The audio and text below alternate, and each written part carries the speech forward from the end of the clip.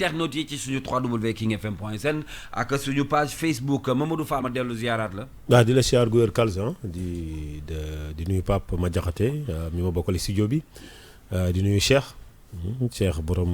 Njoñi. aka Baye Fall. di nuyu mboolem auditeur 9-11 ñu tàmbali ko ci kàttanu yàlla yeggale ko ci alhamdulilah. bu soobee yàlla li ñuy ubbee Mamadou Fall mooy CAF wala FIFA li mu proposé CAF FIFA nag moo yor lépp lu jëm ci wàllu football ci fàttali ci àddina bi waaye CAF moo yor lépp lu jëm ci wàllu football ci Afrique ñoom it di ñaari mën naa wax ñaari mbir yoo xam ne daanaka benn la ñu ndax kii ñoom ñaar ñëpp ci wàllu football la ñuy yëngu bu ñuy wax CAF nag suñu xel dafay dem ci Coupe d'Afrique bi nga xam ne dañ koy faral di organiser en Afrique ñu ci mu nekk compétition bi gën a mag sax ci wàllu football ci Afrique ñu ko daan gis ñaari at yu ne waaye dafa mel ni FIFA moom dafa proposé CAF ne ko mbir mi nañ koy def par 4 ans lu waral loolu. waaw li waral loolu mooy keroog Gianni Infantino daf yëkkati ay kàddu di wax ne war nañoo dem ci Coupe d'Afrique boo xam ne ñeenti at yu ne la ñu koy def fàttali rek ne Coupe d'Afrique mooy seule compétition continentale bi nga xam ne ñaari at ba ñaari at rek lay am ndax yeneen yëpp muy Coupe d'Europe muy Coupe du Monde muy Copa América muy Coupe d'Asie ñeenti at ba ñeenti at la ñuy am donc Coupe d'Afrique rek moo ci doon am ñaari at ba ñaari at Gianni Infantino nag jàpp ne lii gën a mën a tax football Afrique gën a mën a ñoŋ Afrique am temps préparer ay compétition ñu gën ko valoriser également sur le plan économique mooy ñu jël Coupe d'Afrique bi di ko def ñeenti at ba ñeenti at donc moom proposition boobu la def ba mu ko yëkkatee nag bëri na ñoo xam ne wuutee nañu ci gis-gis ñi ci ëpp ci ñi ma dégg dañu wax ne en tout cas loolu du xalaat boo xam ne yemb na man je partage cette idée li tax mooy ñaar benn bi mooy benn déjà dama yaakaar ne quand même dafa jot ñi nga xam ne ñooy dirigeants africains yi ñu am taxawaay fulla ak fayda aussi parce que on a comme l'impression que depuis quelque temps surtout bi Ahmad nekkee président CAF ba léegi on a comme l'impression que Afrique dañoo fal président boo xam ne confédération africaine de football boo xam ne dirigé wul c'est-à-dire il a les mains liées dafa mel ne loxo yi dañ ko takk daan na ko fi ñu bëgg nga jaar ngay jaar li ñu bëgg nga def ngay def munoo ci dara ça c'est dangereux parce que quand même CAF dafa regrouper 52 pays yoo xam ne ay réewum autonome lañ kon jusqu'à preuve du contraire Afrique continent bu autonome la donc décision yi nga xam ne daf koy war a jël jëm ci lépp lu mu war a doon rawatina ak ci football dafa war a doon loo xam ne xalaatu boppam lay doon kenn du ko imposer mais dernièrement dafa bëri ay mbir yoo xam ne comprendre uñu ko loolu benn la deuxièmement bi mooy lu tax ñu war a jël Coupe d'Afrique bi yóbbu ko 4 ans ba 4 ans alors que footballu Afrique bu ñu ko comparé ak yeneen compétition continentale yi demeewul noonu parce que quoi qu'on puisse dire footballu Afrique des na ay jéego yu bari yoo xam ne war na ko def Coupe d'Afrique daanaka mooy compétition continentale bi nga xam ne ci Afrique moom la ñuy gën a suivre même bu dee Ligue des Champions ak Coupe CAF ak CHAN bi nga xam ne créé nañ ko organiser nañ ko mais yooyu amul dimension vraiment Coupe d'Afrique des Nations bu football ñaari at ba ñaari at daanaka événement bu ngand la sur le plan touristique sur le plan économique et sur le plan commercial ak sur le plan sportif et ci culturel bien sûr aussi ci wàllum Afrique donc yóbbu ko 4 ans ba 4 ans ci diggante bi tegoo fa dara moi je d'accord ma ci loolu et je pense que quand même africain dañu war am fulla FIFA moomul Afrique ba dañu imposer la mu bëgg. voilà donc loolu mooy xalaatu ñu bëri dégg naa sax El Hadj Ousseynou Diouf moom it génn def benn sortie ni bëgguñu kan boo xam ne 4 ans ba 4 ans lay am. Mamadou Fall bi wax ji génnee avis yi wuute nañu comme ni ko Pape Madiakhaté waxee mu mel ni la majeure partie li ñu bëgg mooy ñu bàyyi ko fi mu nekkoon. Kalza li ñu bëgg mooy ñu bàyyi fu mu nekkoon la majeure partie bon tu sais xam nga dafa am deux choses foog ñu def chronologie des choses proposition Gianni Infantino. est-ce que xam ngeen ni waxtaanu Mamadou Fall ak Pape Madiakhaté Sarr hors antenne moo dàq antenne. je te promets naa leen ko mës a enregistrer la. proposition Gianni Infantino mi ngi ñëw ci ban moment mu ngi ñëw ci moment bi nga xamante ni on a pris Fatoumata Samoura mu dugg ci CAF la FIFA am un regard sur la CAF. mu ngi ñëw ci moment bi nga xamante ni Issa Hayatou ñëpp a xam ne ñu son caractère. wàcce nañ ko indi un malgache. un malgache keroog doyen Abdoulaye Diaw xaw ma kan laa dégg muy wax ni Madagascar n'est pas un pays de football. tey ñu ñëw boo dee xool la Coupe d'Afrique des Nations ban année lañ ko créé ñu ngi ko créé en 1957. 57 ak léegi ça fait combien d'années? Ça fait presque une soixantaine wala 58 boor yooyu. su ma juumul. ci libellé bi la création de la Coupe d'Afrique des Nations on a mis périodicité 2 ans. Tous les 2 ans. Et tout le monde connaît que l'Afrique est un continent quand même morose économiquement. boo dee xool suñu football mais les autres compétitions yi ngay wax muy CHAN yi ñu créé tout récemment mu di même Ligue des champions des clubs ainsi de suite. ne sont pas très suivis. donc côté marketing mënuñu apporter xaalis. nous avons une seule compétition boo xam te ni continentale la mais à dimension internationale. mu di Coupe d'Afrique des Nations ñu mën ko tenir ci 2 ans bu ne. maintenant si Gianni Infantino propose que nañ ko def 4 ans bu ne benn peut-être il y a 2 choses moo di xëy na ñoom ils ont une compétition boo xam te ni soit dafay coïncider avec les compétitions africaines la Coupe d'Afrique des Nations. Raison pour laquelle on a décalé cette année-ci indi ko janvier. C'est vrai que ils ont expliqué ay problème mu taw ak que période hivernage la ñuy tombé au Cameroun. mais loolu ça devait être pris en compte prise en compte en amont. avant ñuy jox Cameroun le truc. donc ainsi de suite c'est-à-dire mooy li nga wax Pape Madiakhaté bu ñu dee xool bu baax c'est une orientation qui ne dit pas son nom. boo xam te ni c'est la FIFA qui essaie d'orienter les Africains ci ñu tenir leur Coupe d'Afrique 4 ans bu ne loolu nag avec le concours du président malgache ki nga xam te ni moom moo jiite CAF bi instant bi nii. le malgache là c'est-à-dire lan moo waral ñun li ñu ci war a xool mooy lan lañ ci war a tirer comme profit bu fekkee ni dañuy tenir la compétition ci 4 ans. je crois Afrique moo ciy perte. benn nos joueurs locaux wala nos joueurs yi nga xam te ni souvent on fait des sélections nationales du ñu am assez de temps dinañ am assez de temps mais du ñu am assez de possibilités pour ñu mën a wane seen bopp souvent la majeure partie des joueurs bu ñëwee équipe nationale def compétition après ci les ñeneen club yi nga xam ne à l'étranger di gis. ainsi de suite ñu am ay opportunités tey jii en 4 ans un joueur qui a supposons 28 ans mais bu ñu defee CAN bi 4 ans mais c'est-à-dire kooku 2 CAN lay mën a football. wala sax benn. c'est-à-dire donc day réduire les chances de nos joueurs. boo dee xool côté apport commercial wala apport commerciaux xaalis bi ñuy am mais 4 ans bu ne lay dugg ci gaf ak CAF. et ñëpp xam nañ CAF n'est pas dëgërul n'est pas assez solide. moo waraloon beneen raison bi il nous dit que par exemple ils nous disent du moins que foog ñu stade. c'est-à-dire que les Africains n'ont pas les réalisations. da leen di permettre ñu gën a am temps mais réaliser stade ci ban fond ce sont nos moyens suñu xaalis la. ñun ñoo réaliser stade bu fekkee les délais dafa court par exemple mais attends mais on n'a qu'à choisir nombre de stades bi nga xam te ni mën nañ ci tenir suñu compétition. nous sommes 24 équipes. buy compétir ci Coupe d'Afrique des Nations nous n'avons pas besoin plus de 10 stades déggal 10 stades wala 8. boo dee xool 92 Sénégal. on avait 2 stades Aline Sitoé Diatta ak li nga xam te ne moo di Léopold Sédar Senghor. on avait tenu une excellente Coupe d'Afrique des Nations. ba kii di ko remporter Côte d'Ivoire. boo dee xool par exemple en 94 boo demee Tunis 94 mais il y a combien de stades li ñuy jouer. man je pense que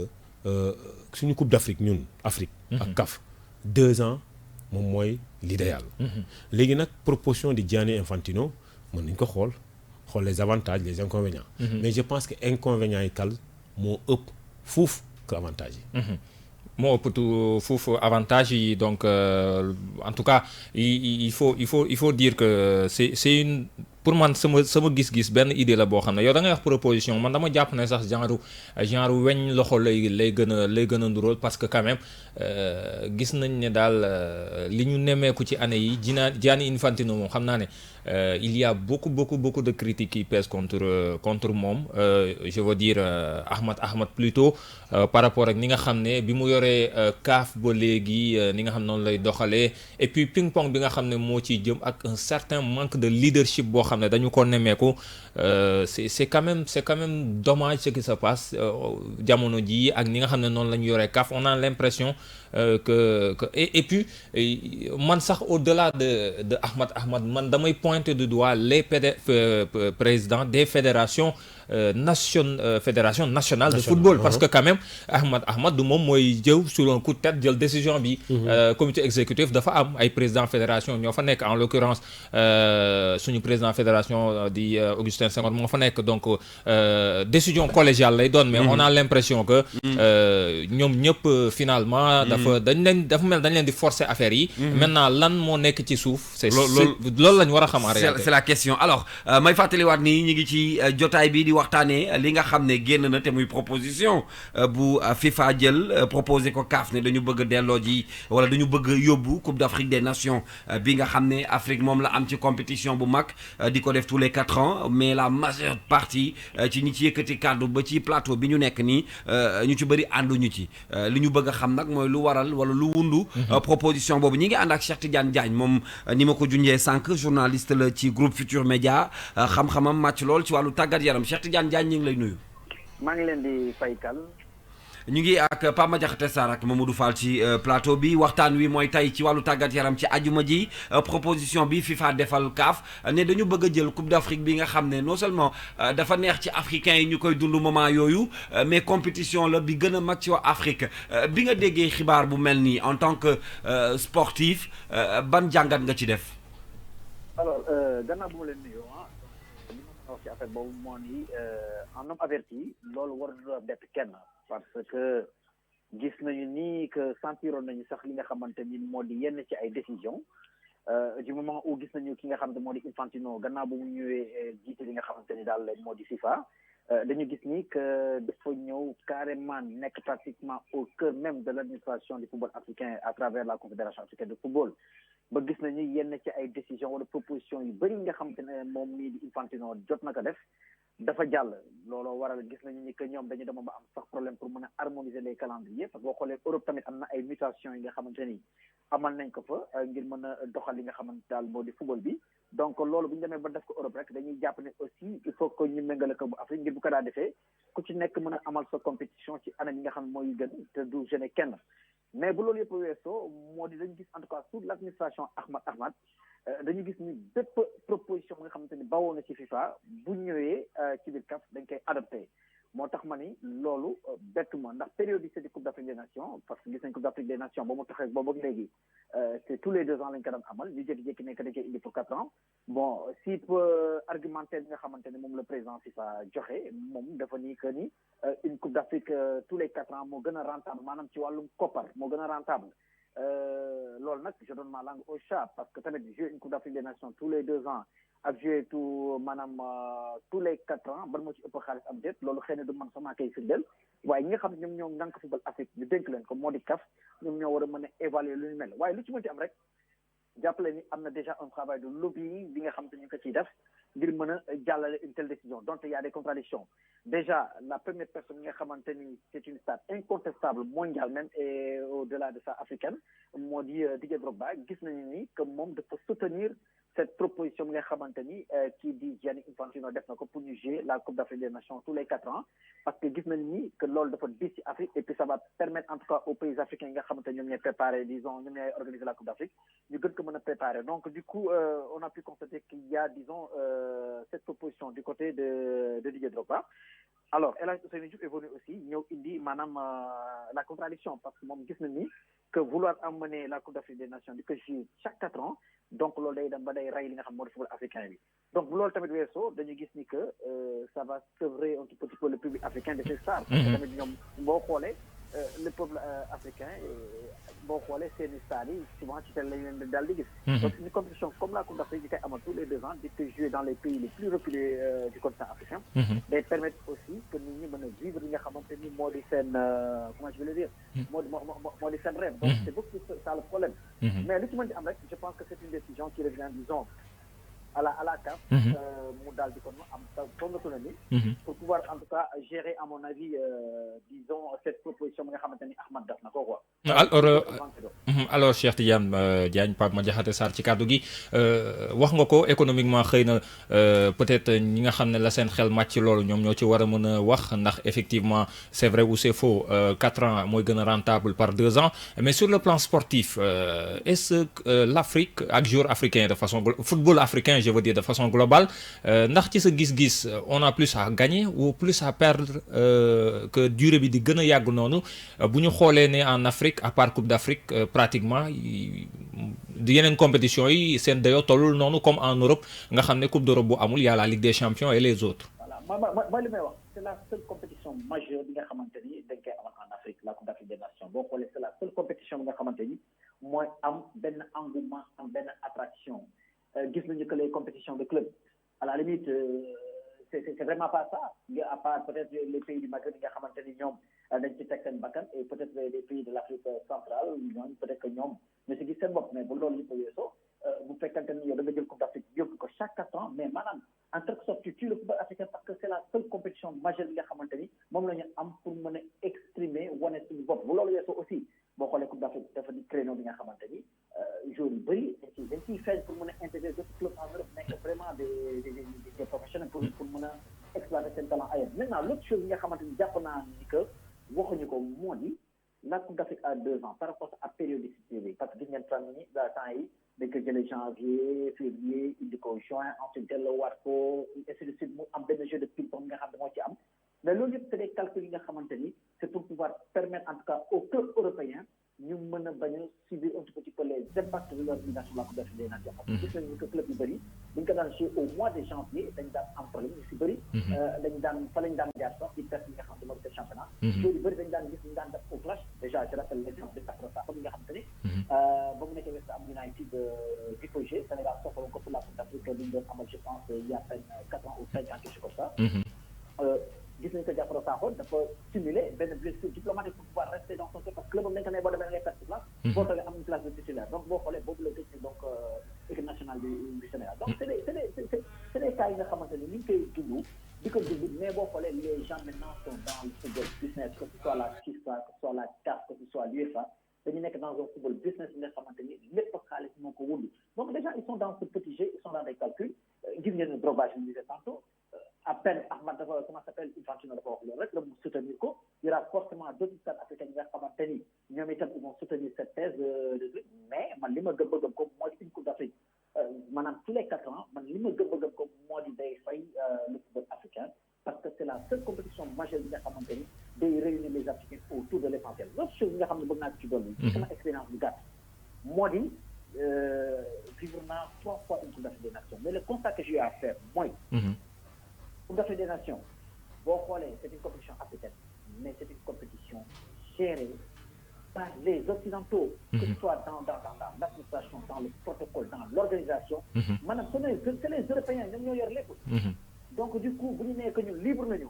ñun en tant qu'Africains bon ce n'est que de façade mais en réalité au fond le football africain est administré et géré par les Occidentaux tellement vrai que boo xoolee les droits de retransmission yooyu ñan ñoo ko gagné Lagardère c'est une société française ñoo ko yor donc il y a tellement de choses nga xam ne dafa laxu ci biir bon xëy na lépp du ci xaj pour ko ñu wax ko mais li ma gëm ba gëm ko moo di Coupe d'Afrique des Nations jële ko tous les 2 ans di ko jouer chaque 4 ans man pour man day téye le football africain li nga di génération africaine nga xam ne dana ñëw football ba jeexal waaw Cheikh Tidiane Mamadou Fall ci kàddu gi est-ce que tey jii gisoon ni xëy na ñun ñoo war a changer suñu taxawaay ndaxte boo dee xool wax nga ko ñoom ni ñuy dérouler ñu ngi koy dérouler Coupe d'Afrique moment de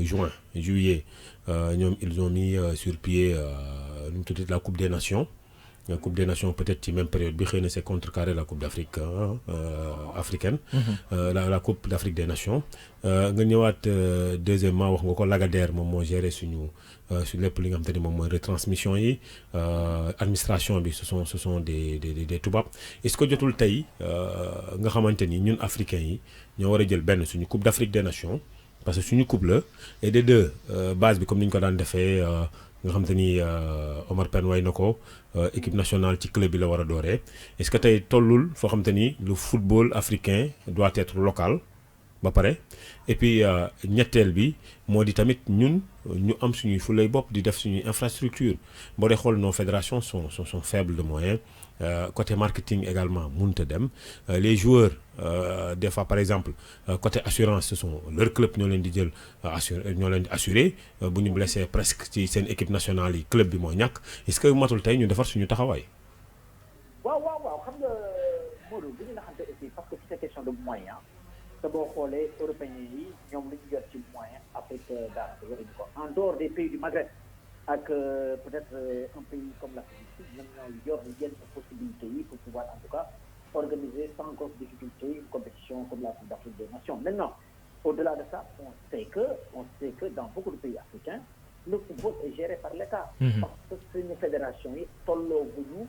am une certaine autonomie financière bi nga xamante ni ñoom danañu mën a demal seen bopp ba tax na tout est géré par l'État parce que l'État qui met ses sous. Tellement vrai que bëgg dem na xam nga ne Cameroun mooy organiser la prochaine Coupe d'Afrique des Nations. Très prochainement dañuy organiser maanaam championnat d'Afrique des Nations mooy cette Coupe d'Afrique bi nga xam ne réservé aux joueurs évoluant sur le continent africain. ñu seen équipe nationale keroog dañoo toog ba ci démb seen ministre des sports gis ni qu'il y a des problèmes dans l'attelage technique de l'équipe nationale locale du Cameroun c'est l'équipe nationale AP. C'est le ministre en personne qui a signé une note pour mettre sur pied une commission de 3 personnes qui ont supervisé le travail de l'encadrement technique de l'équipe nationale AP du Cameroun. Comment c'est problématique, Fall? C'est problématique. Parce que que nous, le football africain est géré par les États. Mais vous l'avez pour vaisseau. Dans le Japon, que l'Afrique, peut-être qu'on n'a pas totalement les moyens pour les Dakar. On a Européens di ñëw di ñu dicter seen calendrier di ñu dicter seen agenda pour que ñoom lu ñu wax rek wala bu ñu nee ci sol ñu ne leen jaaram kàlla tey jii Afrique dafa am ay spécificité am ay réalités yi nga xamante ni moo tax ñun foog ñu adapté wu maintenant on ne peut pas à tout bout de champ saa yu Infantino nee lii rek ñu ne leen wax parce que lui il est dans une logique d'harmonisation et de football business d'accord football dafa xaalis la et tout mais ñun itam nañu xool suñu réalité xool est-ce que le football africain s'adapte à ça. Maintenant, est-ce que nous devons et tout, c'est là où se situe le problème. Mais bon, c'est la FIFA ou même l'UEFA qui est en train de dicter sa loi au football africain pour que nous adaptions par rapport à nous une réalité parce que nous, ils ont des joueurs, des stars, Afrique, ils ont des magués, parce que vous laissez l'équipe nationale sur là, la plupart du temps, nous, qui m'a dit ça, le Sénégal sur là, et nous, parce que pays, sol, Liverpool xëy na moo koy gën a soxla dañu naxante ak moom. mais boo amee joueur bi nga xamante ni il n'a pas totalement une place de titulaire wala amul impact disons dans le dispositif de son équipe. boobu bu nee day dem nga ne ko sëñ bi boo demee ci benn place mais dafay toog. donc parce que les réalités yi nga xamante ni dañ nekk am. c'est vrai mais kat moo war a am ful pour taxaw imposer li nga xamante ni moom la ñu soxla ci Afrique. inconvénients yi Cheikh dégg nañ la mais inconvénients yi est-ce que jàppoon ni tamit 4 ans bi bu ñu ko defee xam nga souvent nekkoon nañ fi ci en fait toll woon nañ ci benn période boo xam te ni pour nga am li nga xam te ni moom mooy les joueurs yi nga xam te ni dañ doon évoluer à l'international pour ñu jël sax nationalité sénégalaise wala nationalité ivoirienne da doon difficile mais instant bi boo xoolee peut-être avec les qualifications mondiales les coupes d'Afrique le football africain qui s'éveille peu à peu les joueurs les binationaux lañ leen di woowe wala ñeneen da ngay gis ñoo xam te ni maintenant ñoom dañoo opter carrément pour jël seeni nationalité moo xam ivoirienne sénégalaise ainsi de suite tey jii 4 ans yi est-ce que du delloowaat buum ca mboy ba maanaam dellu pousse joueurs africains yi ñuy favoriser di jël ay nationalités européennes. non je pense pas xam nga moom comme on dit une nationalité une nationalité aussi pas soit da ngay gëm nga gëm ni sénégalais mu ngi ñëw football au Sénégal wala nga gëm ni que France dañuy def pour l'équipe nationale France. mais Fall loo ci mën ci dégg rek mooy y a un conflit d'intérêt bi nga xamante ni moo ci am et des non-dits yi nga xamante ni leera bu ci bopp nit ñi. man li ma jàpp mooy que FIFA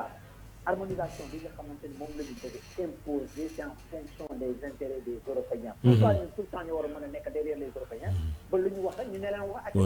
mais la ma tax léegi ñoom demuñu CONCACAF mooy l'Amérique du Sud là. Amérique centrale waaw. parce que Fall fa laa doon ñëw. pourquoi defuñu ko zone CONCACAF. pourquoi defuñu ko foofu pourquoi demuñu pour régir le football foofu pour que mais Copa América ban période lay am. ah oui. Copa América ban période lay am. bañ koy amal c'était en pleine Coupe d'Afrique des Nations. des Nations oui. est-ce que am na lu mu jeune. ñu jëlee suñu Coupe d'Afrique des Nations jëlee ko au mois de février yóbbu ko juin pour que jëlee juin ñu war ko janvier février. jëlee ko foofu ne maintenant dañ koy yóbbu xam nga ban période parce que Cameroun période boobu day taw. day taw janvier. mais Fall kenn na xamatul kat la réalité mooy kat kenn na xamatul comment ça marche. même ñu ko nekk boo seq ak ñoom waxtaan. c'est-à-dire que les gens sont complètement perdus et les gens les plus courageux dañoo mujj démissionner wala aller au presse avec Ahmad. C'est le cas du président de la fédération libérienne de Moussa Dinissi ba mu taxawee ne Ahmad ngay def du yoon gars dañ ko mettre en quarantaine toogal boppam parce que loolu moo fa am parce que ba pare Ahmad ba mu ñëwee nañu waxante dëgg dafa ñëw am ñi nga gars yi ba mu toll nii gars yi kenn dootul wax. C'est ça la vérité. léegi nag ku ci nekk nag da ngay xool sa intérêt fu mu pété même fekkante ne pour l'intérêt du football africain c'est vrai qu'il doit y avoir une harmonisation. mais bu ñu dem nag ba laisser le football africain parce que jouer une coupe d'Afrique tous les 4 ans ba xam nga mooy lan fa. tu pourras assister à une génération dorée de football africain qui ne participeront jamais à une coupe d'Afrique des nations. Ça c'est vrai.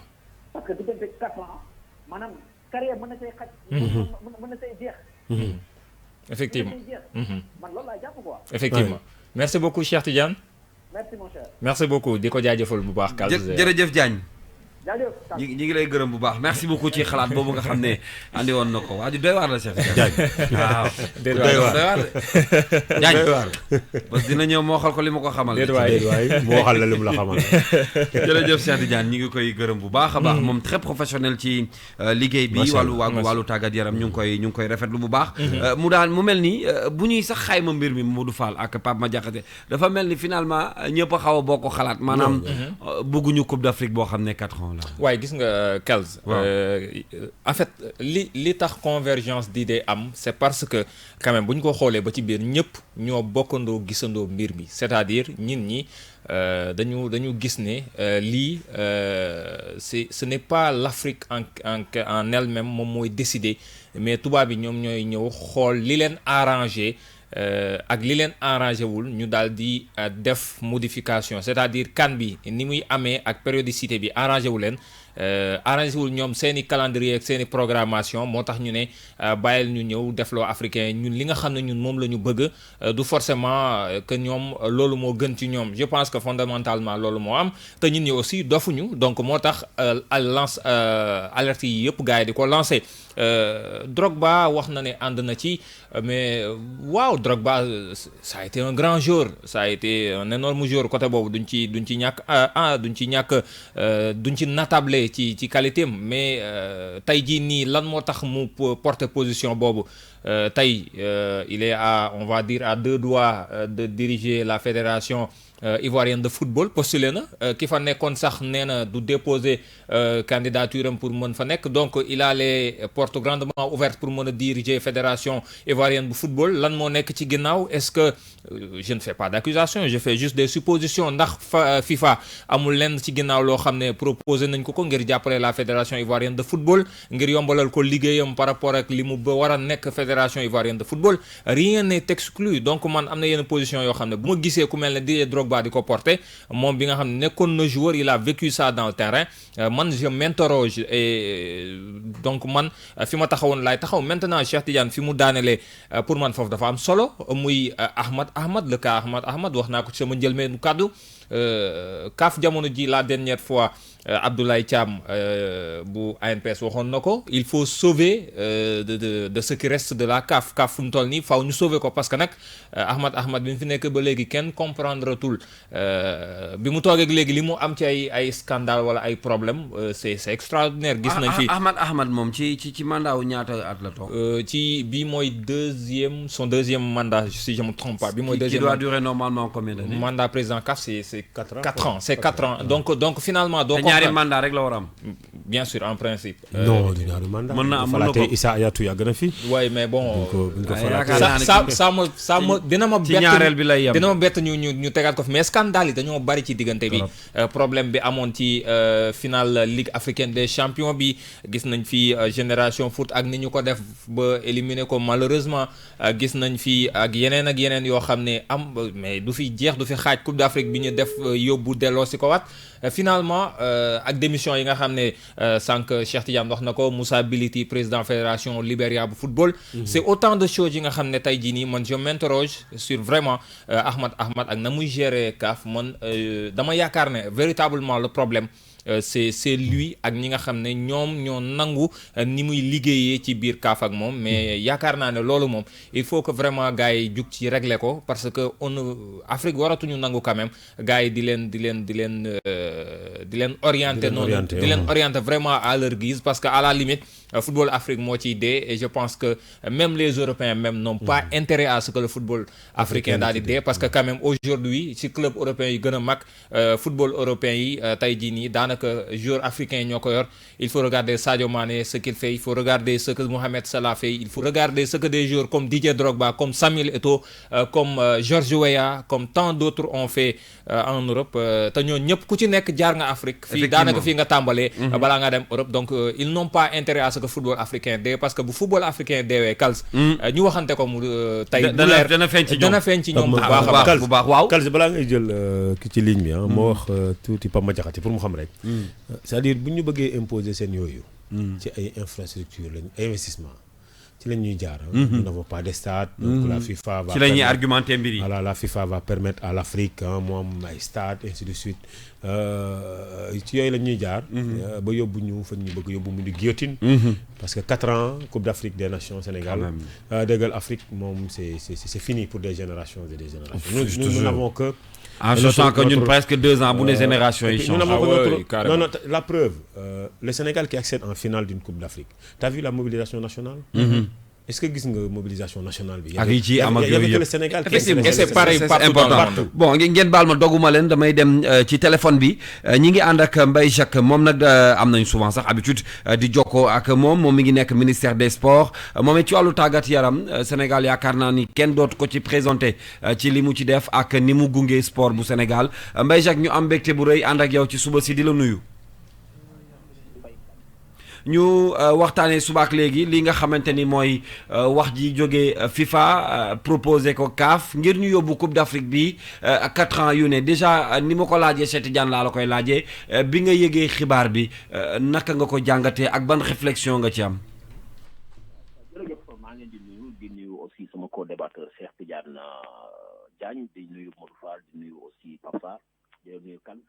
di la wax léegi ni man li bettu ma parce que lu tax bettu ma parce que soo xoolee depuis plusieurs années la FIFA a essayé en quelque sorte entre guillemets de dévaluer la Coupe d'Afrique des Nations parce que ils se sont rendu compte que Coupe d'Afrique des Nations attractivité bi mu am amatul à part la Coupe du Monde amatul benn compétition au monde bu ko am qu'on le veuille ou pas parce que la Coupe d'Afrique des Nations maintenant c'est une destination privilégiée pour le monde je dirais même pas du football mais du sport. Bi Ahmad ñëwee Ahmad on sait que c'est le pion de Gianni Infantino ça moom tout le monde le sait parce que la manière dont il a été élu c'était le candidat de la FIFA et tout quand il est venu on a senti que il y avait quelque chose qui allait se créer et l'autre facteur mooy su ngeen rappelé je pense en septembre 2018 l'UEFA a organisé ce qu'on appelle la Ligue des Nations en dehors de la Coupe d'Europe des Nations l'UEFA a organisé la Coupe des Nations et ci Coupe d'Europe Ligue des Nations boobu dañu doon permettre pour comment contrecarrer aussi la Coupe d'Afrique des Nations parce que bu leen réeree ni par exemple am na sànq ko wax en termes de retombées économiques soo xoolee tey ce que la Coupe d'Afrique par exemple peut apporter kenn mënu ko quantifier parce que tout simplement Coupe d'Afrique des Nations dafay permettre les pays africains ñu def ce projet-là un projet de développement je prends l'exemple par exemple du Mali en 2002. Le Mali en 2002, avec sa Coupe d'Afrique des Nations, a permis à ce pays d'en faire un projet de développement en termes d'infrastructures, pas uniquement sportives, mais en termes d'infrastructures routières, parce que Mali a ay ponts, a ay périphéries et a beaucoup d'infrastructures sportives. Cela prouve qu'aujourd'hui, quelque part, la Coupe d'Afrique tous les 2 ans est très, très opportune pour les pays africains. L'autre aspect, vous avez vu que, par exemple, bu nga joxee Coupe d'Afrique wala organisation Coupe d'Afrique dafa am lu ñuy wax par exemple ay mesures conjoncturelles yoo xam ni da ngeen koy jël par exemple en compte mooy en termes de sécurité en termes d'environnement en termes de fluidité de la circulation et loolu c'est une façon surtout quand même nga promouvoir peut-être l'expertise de ce concitoyens yi par exemple dina développer l'environnement dina développer le bâtiment dina développer le sport le numérique le tourisme ak la santé et léegi au niveau des Européens ils ont compris que l'Afrique est le continent de la destination, c'est le continent de l'avenir. Maintenant, pour dévoiler ça, on dit on passe par le sport, parce que le sport, c'est une belle vitrine. Le sport, c'est un bon support de communication. Alors, Mbaye Jacques Pam Sarr ci kàddu gi man question bi ma am mooy sànq Modou Fall brossé na ko un peu bi muy wax ci fi nga xam ne xëy na peut-être fa la ñu FIFA xëy na peut-être di contraindre ngir ñu mën a nangu li nga xam ne moom la ñuy imposer muy problème yi nga xam ne am nañ ko sur le plan économique ci sunu fédération yi sur le plan d'infrastructure est-ce que également jàppoo ne proposition yi bu fekkee ne war na dem ba jàll c'est également un échec de nos fédérations un échec de nos états yi nga xam ne ñoo te bàyyi ñoom ñoo tax ba situation bi ci football africain bi demee nii ba gars yi lu ñu imposer rek ñu nangu ko. non xam nga duñ ko jàppee échec mais en quelque sorte faiblesse lay doon des dirigeants africains doon échec mais ce sera une faiblesse des dirigeants africains je m'explique parce que quand l'État par exemple je prends le cas du Sénégal quand l'État du Sénégal délègue ses pouvoirs à une fédération maintenant c'est la fédération qui représente l'État dans les instances comme parce que la fédération n'est pas affiliée à la CAF elle est affiliée à la FIFA il faut ñu xam ko les fédérations sont pas affiliées à la CAF mais sont affiliées à la FIFA maintenant ñun soo xoolee par exemple que aujourd'hui au niveau de l'Union africaine il faudrait que l'Union africaine il faudrait que les présidents ou bien les chefs de gouvernement prennent en compte la dimension sportive parce que cette dimension sportive elle a plusieurs segments. Elle a des segments politiques, elle a un segment aussi diplomatique, elle a un segment social, un segment économique. La nécessité de prendre en compte, parce que le sport aujourd'hui, comme nous l'avons fait, parce que sociologie, par exemple, le sport, ça représente un univers discursif, ouverture et pluriel d'une part, mais tensionnel d'autre part. C'est-à-dire que sa structuration institutionnelle, c'est-à-dire que ses trajectoires, et en même temps que les grands clivages cognitifs qui la marquent, instaurent des positions hiérarchiques qui caractérisent son champ d'action. Donc, le sport ne doit pas donner une image, une communauté scientifique limitée. Mais le sport, d'abord, il a peut-être son rang de sociabilisation d'abord. Dimension de sociabilisation. Mbaye par exemple, ko ko wax tant que bi Coupe d'Afrique ñëwee ñu demee final tu as vu entraîné de monde donc socialisation boobu ñun lañ soxla en Afrique Mbaye wax nga ko am na mais l'autre aspect aussi il faut comprendre parce qu'aujourd'hui dans toutes les équipes nationales africaines il y a de grandes stars qui évoluent en Europe et ce qui n'est pas le cas dans les équipes nationales européennes. Par exemple, je donne l'exemple. En France, peut-être tu diras, il y a Mbappé ou bien en Angleterre,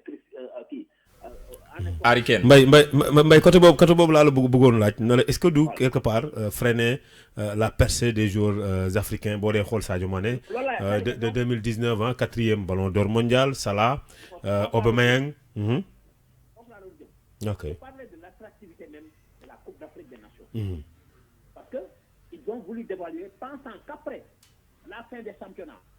Coupe d'Afrique doit avoir attractivité et on a senti que les joueurs étaient même beaucoup plus frais après les championnats. Parce qu'ils ont joué dans un climat. Vous savez, il y a un observatoire qui est basé aujourd'hui à qui est basé en France. En France, oui. À l'INSEP de Paris, qui a travaillé sur l'organisation de plus grandes compétitions d'ici 2055. Et avec le réchauffement climatique, ces gens ont jugé nécessaire que l'Afrique aura beaucoup plus à organiser des compétitions de grande envergure du point de vue de son climat. Parce qu'aujourd'hui, Europe, les gens ne peuvent pas. Vous avez vu, on a organisé des championnats d'Afrique, des championnats du monde d'athlétisme à Doha, au Qatar. Les gens étaient obligés de courir au-delà de 2 heures du matin. Et vous avez vu ce qui s'est passé, par exemple, dans certains continents. Au Japon, par exemple, la Coupe du Monde, les Jeux Olympiques, les gens ont des inquiétudes par rapport au climat. Au climat, oui. Pour au moins la santé des athlètes. Aujourd'hui, l'Afrique aujourd'hui regroupe tous ces avantages-là. Donc, ce qui fait que les gens vont dire que nous allons casser un peu l'Afrique. Parce que sinon, les grands annonceurs, le Total, par exemple, excusez-moi du terme, Total, c'est une grande firme internationale française. Mais la Coupe d'Afrique des Nations, Total, parce qu'ils savent qu'il y a des retombées en termes de visibilité, en termes de dividendes. Donc, vous voyez, et ils vont dire que les multinationales vont se ruer en Europe, en Afrique, pour prendre les plus grandes manifestations sportives. Nous, on risque de perdre. Donc, il faut casser ça. Il faut casser la dynamique africaine. est cassé. Mais c'est pour cela que j'ai beaucoup apprécié la réponse du président Maître Augustin Senghor. C'est pas à la FIFA de nous dicter. Tout à fait, tout à fait. Mbaye. Il y a le président de force personnalisée. Mbaye. Aussi des gens qui vont pas se laisser faire. D'accord. Il faudrait savoir que ces 52 nations, la CAF, c'est une force électorale. leer na Mbaye mais lépp xajul lu duuf ci nag bi xajul ci nar bi lu ñu war a wax ci kaf yëpp. mais grand ñu ngi lay xaar nga seet si ñu nag. mais incha allah Mbaye foog nga jaar fi. incha allah jaajëf Mbaye. ñu ngi koy gërëm bu baax li mu wax am na solo li mu wax am na solo xam nga kon boo dee xool mooy li mu tënk moo bëri. benn wax nañ ko joueurs africains yi nga xam te ni ñoom ñooy percé en Europe. ñoo te boo xoolee ren. il a parfaitement raison jëlal les équipes européennes. ci compétition yi moo xam coupe du monde ainsi de suite wax ma yenn joueurs ñoo brillé. Tandis que les joueurs africains yi brillé yëpp ñu ngi seen équipe nationale même en coupe d'Afrique dañoo brillé. Deuxièmement bi wax na aspect bu am solo jëluñu ko en compte muy le climat. Calze boo dee xool instant bi football Europe dafa naxari. Même organiser des Jeux olympiques dafa jafe parce que climat bi dafa changé foofu donc c'est l'Afrique boo xam te ni foofu la lépp di converger wu. wax na ko l'arrivée des multinationales tey on a vu Canal qui diffuse même les championnats ivoiriens. Peut-être bëggoon nañ dugg Sénégal ainsi de suite. Donc c'est le football africain qui est mis au devant. Et boo dee xool on a des jeunes très très talentueux. Maintenant qu'est-ce que la FIFA peut-être nous veulent nous Africains est-ce que du dafa bëgg kon wàññi puissance boobu on ne sait pas en tout cas ni nga ko waxee avis yi wuute na ñi ngi également ak kenn koo xam ne ci téléphone bi moom it pour te dire que c'est un sujet intéressant boo xam ne intéressé na képp kuy sportif. Raison pour laquelle tey ci suba ñun ñu koy waxtaanee fii ak Pape Madiakhaté ak Mamadou Fall. ñi ngi ak Malal Junior Diagne moom it taskatu xibaar la bu am xam-xam lool ci wàllu tàggat yaram Malal Junior ñi ngi lay nuyu. ñu am mbégte ànd ak yow waxtaan wi benn ponk la tey ci wàllu tàggat yaram bi muy lii FIFA proposé CAF ñii ànd ci ñi ci des ni xalaat bi baaxul ndax sax mën naa rey football africain bii nga xam ne football bi ñuy gis ci wàllu Afrique te ñu nekk ci bitim réew mën na sax dem ba tey xëy na freiner leen un peu ci performance yi ñu daan faral di def. waaw mais man dama jàpp kal gannaaw ba mu nuyoo sa gars yi nga toogal foofu noonu ñoom Warxa booy RFM matin ak waa ji baax li nga toogal li nuyu auditeurs yi nga FM yi dama xalaat ni proposition la boo xam ne dafa laaj ñu jàngataat ko bu baax a baax dëgg naa gars yi di wax ni waaw dañu bëgg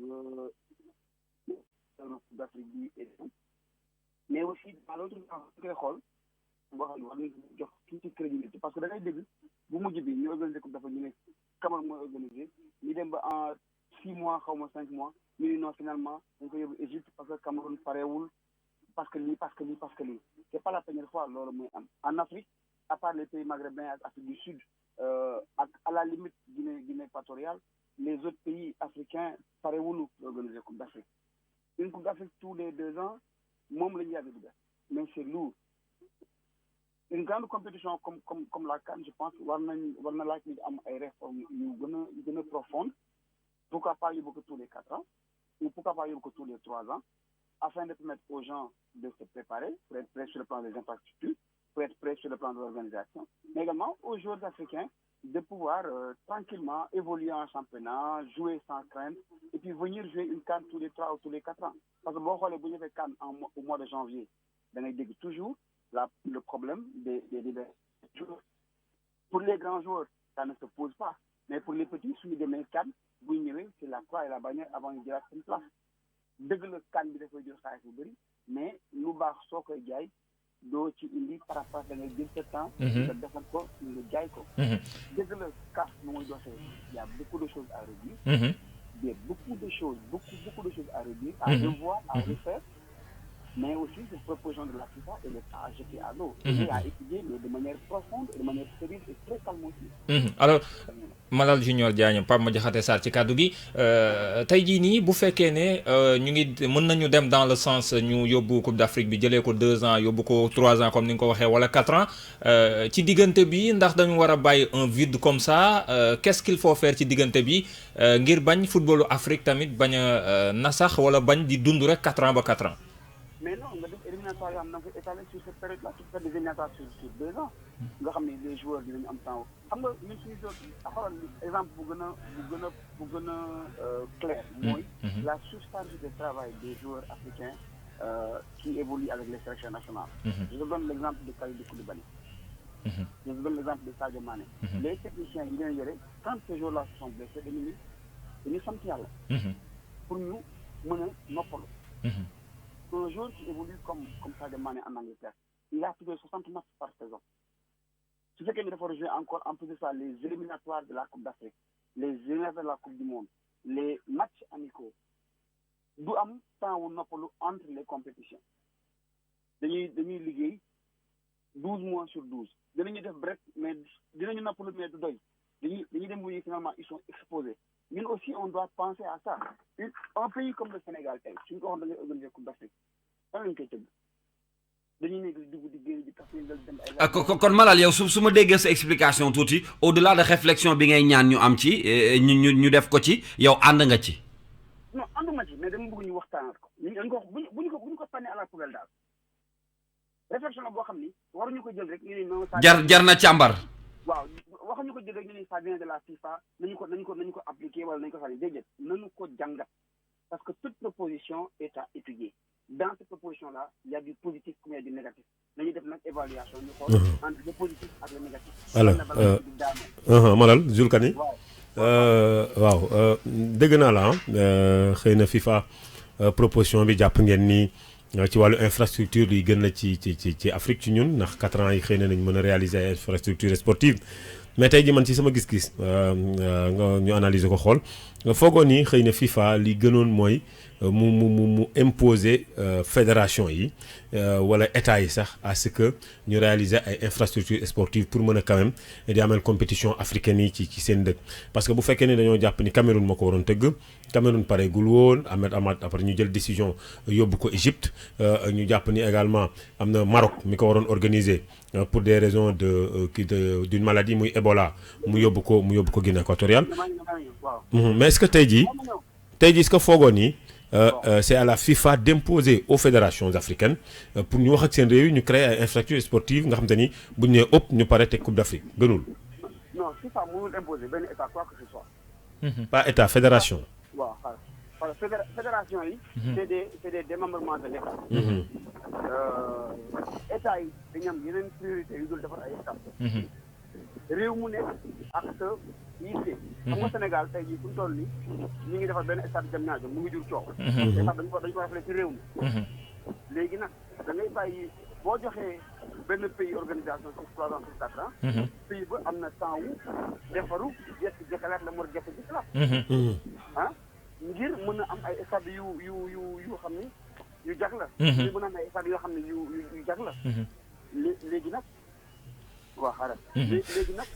da ngay jël. proposition bi nga moo tax man la il faut ñu jël proposition bi ñu teg ko. ñu jàngat ko. ñu xool ko bu baax. xam nga FIFA du defar stade. fédération du defar stade. état mooy defar stade.